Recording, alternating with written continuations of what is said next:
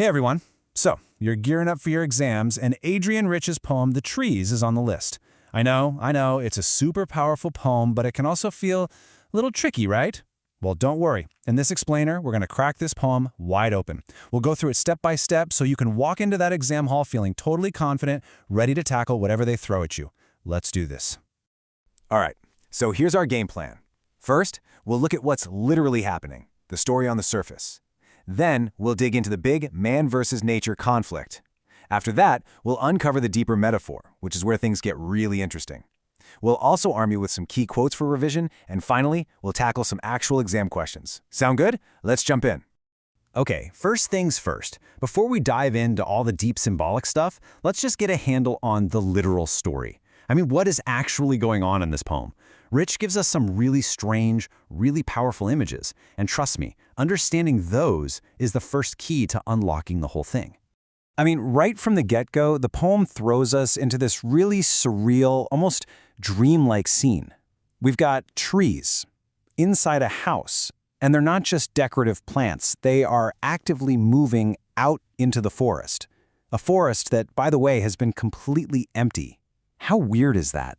And get this, it's not like they're just strolling out the door.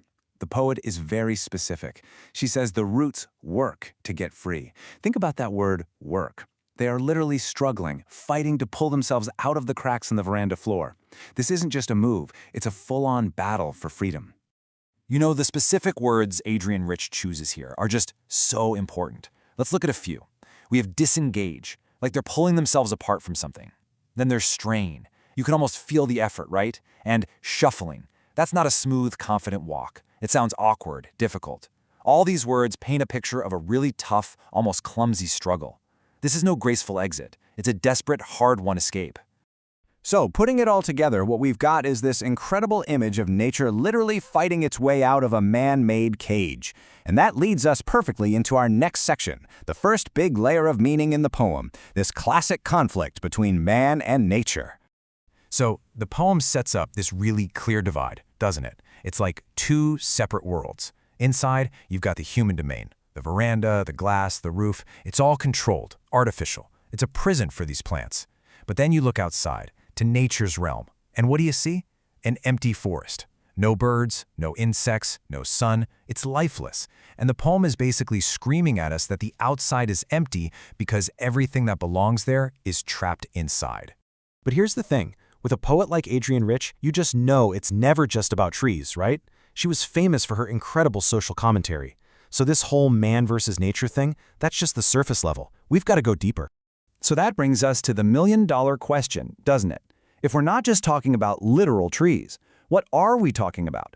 What could this intense, desperate struggle for freedom actually represent? And this is where the poem just explodes with meaning. You have to remember, Adrienne Rich was a massive voice in the feminist movement.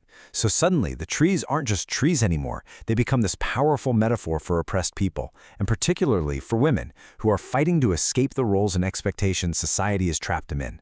The house becomes a symbol for patriarchy, for societal rules, and the trees, well, the trees are women, breaking out and demanding their space in the world. It's absolutely brilliant. Okay, let's switch gears a bit. We're going to build your exam toolkit right now. I've picked out 4 absolute killer quotes that you can memorize. Seriously, having these in your back pocket will let you back up any point you make in an essay. Ready? First one, super important. The leaves strain toward the glass. This quote is pure gold. Why? Because it gives you 2 things in one. You get the intense desire for freedom, that's straining, and you get the barrier, the glass, that's holding them back. Perfect. All right, next up. Long, cramped boughs shuffling under the roof. This one is fantastic for talking about the feeling of being confined. That word cramped, it tells you their growth has been literally stunted. And shuffling, again, it's that awkward, unnatural movement. It's the opposite of being free. And then we get to the climax, the single most important moment in the poem. It's so simple, just 3 words. The glass is breaking. Boom. That's it. That's the sound of liberation. The barrier is coming down, and freedom is finally happening. And finally, to show the impact of this escape, we get this incredible simile. The moon is broken like a mirror. Think about that image. The world itself looks different now. The trees are out, they're standing tall, and their presence literally shatters the reflection of the moon. Their freedom has changed everything. Okay, you've got the story, the themes, the key quotes. Now what? Let's put it all into practice. For our last section, we're going to walk through some super common exam-style questions. This is where you'll see exactly how to use all this info to build a killer answer. So here's a classic question you might get. It's a straightforward one, just asking for details directly from the poem. In that first stanza, what are the 3 things the poem says can't happen in a forest without any trees?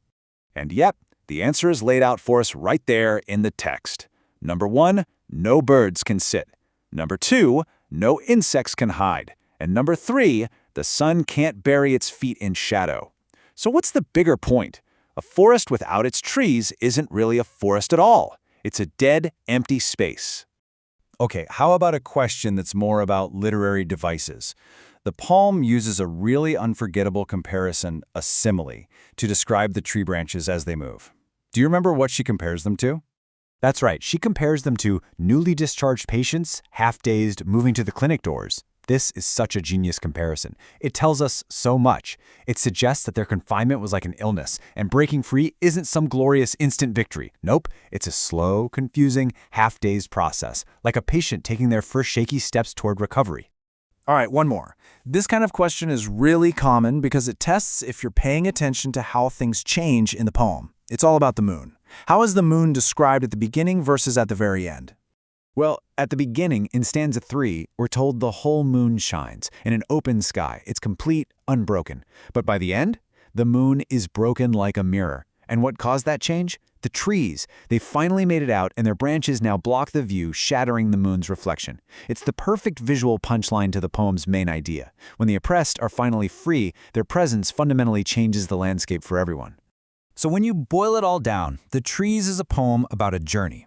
It's a story that looks like it's about trees, but it's really about any group, any person fighting for freedom. It's a journey that's tough, it's confusing, but it's totally necessary if you want to reclaim the space where you truly belong. And I'll just leave you with this one last thought to chew on. The whole poem is built around this idea of breaking glass, of shattering a barrier to get to freedom. So it kind of makes you ask yourself, right? What glass is there in your own life that needs to be broken? And what would it take for you to finally step outside?